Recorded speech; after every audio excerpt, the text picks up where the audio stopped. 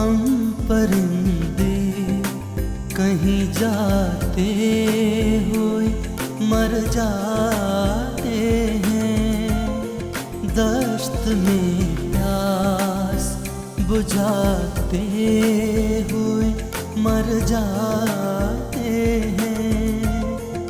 हम हैं सूखे हुए तालाब पे बैठे हुए हंस, जो ताल्लुक को निभाते हुए मर जाते हैं।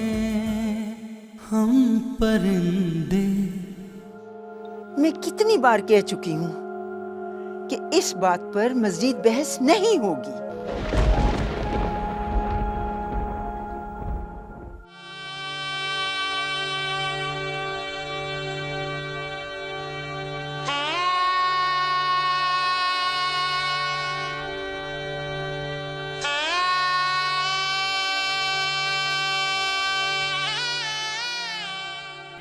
नहीं, मैं आज आदतन नहीं, इस रात को गुजारने के लिए पढ़ना चाहता हूँ। आपके और माँ जी के टूटे रिश्ते को जोड़ने के लिए मैंने ये जहर का दरिया पिया, लेकिन राहिल मैं तो ये घूंट में ही नहीं ली पड़ के।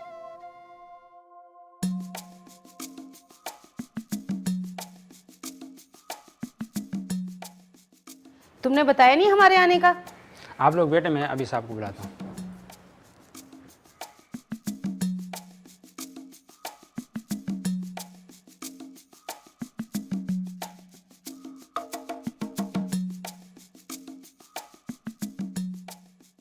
माजरत चाहता हूँ, आने में ज़रा देर हो गई। बेगम कुछ चाय पानी वगैरह का इंतज़ाम। पहले किसी से पानी का तो कह दें, हैदराबाद से यहाँ तक आए किसी ने पानी तक को नहीं पूछा है।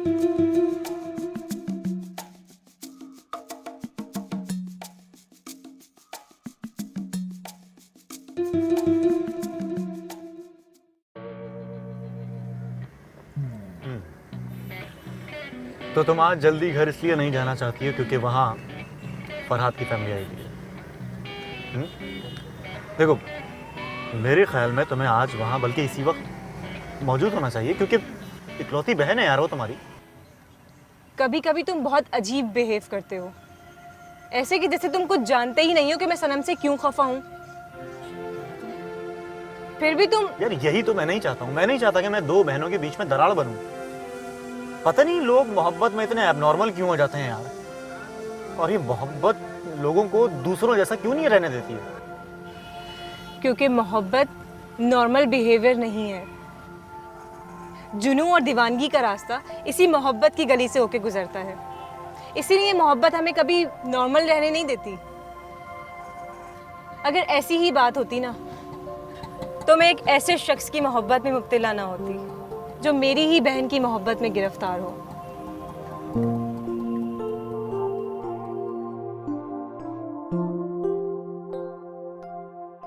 मोहब्बत हर इंसान पर कुछ अलग अंदाज में वारिद होती है।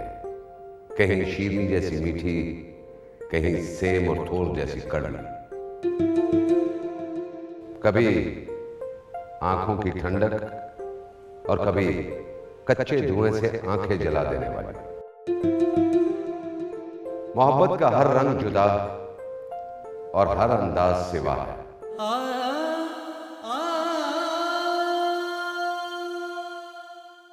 देखिए जी, हमारा एक ही बेटा है, हमारी बहुत सारी उम्मीदें उससे वाबस्ता हैं, और हमारी ख्वाहिश तो यही होगी कि ये अपने पैरों पे खड़ा होकर सारे घर की जिम्मेदारी उठाए।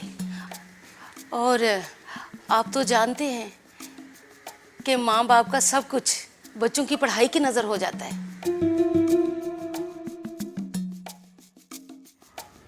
हम कुछ समझे नहीं। क्या आप लोग फरहाद के रिश्ते के लिए ज़हनी तौर पर तैयार नहीं हैं? लेकिन उसने तो कोई ऐसा इशारा नहीं दिया। आजकल की औलादें अपने फैसले खुद ही करने की आदी हैं, हमारी तो कोई सुनता ही नहीं। बहरहाल आप लोगों का अपना फैसला है, जिसे यहाँ आने से पहले फरहाद के साथ अगर तय कर लेते तो अच्छा होता। और वैसे भी सनम अभी पढ़ रही है, हमें कोई जल्दी नहीं है।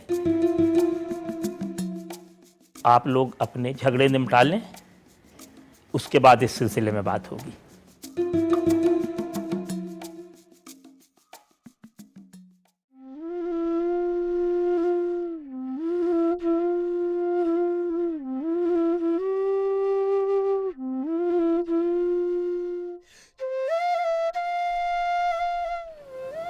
Thank you for your support. तुम आज भी वैसे ही हो, हर चीज को सुलझा देने वाले।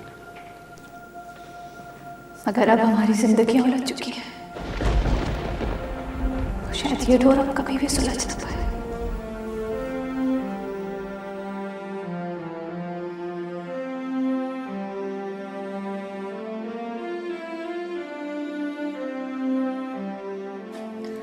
राहिल, आप यहाँ? मालब कहाँ है? मालब अपने कमरे में है। हाँ, माँ जी उसके साथ है। कल जब बड़ी माँ हॉस्पिटल एडमिट हो जाएं तो आप अपने कमरे में शिफ्ट हो जाइएगा। मैं मजीद आप दोनों पे बोझ नहीं बनना चाहती। बच्चों जैसी बातें मत करो, तुम किसी पर बोझ नहीं हो। और हाँ, परी से सुबह जल्दी तैयार होने के लिए कह देना। सुबह यूनिवर्सिटी के लिए निकलूंगा तो उसे साथ ले जाऊंगा। आई होप के उसे कल एडमिशन मिल जाए।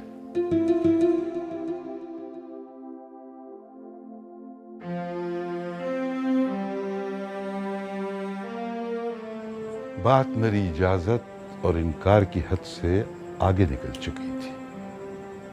और सबसे अहम बात यह है कि महलब ने खुद इस रिश्ते को कबूल किया।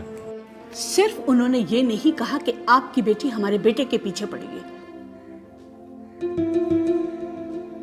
बाकी उन्होंने सब कुछ कह दिया।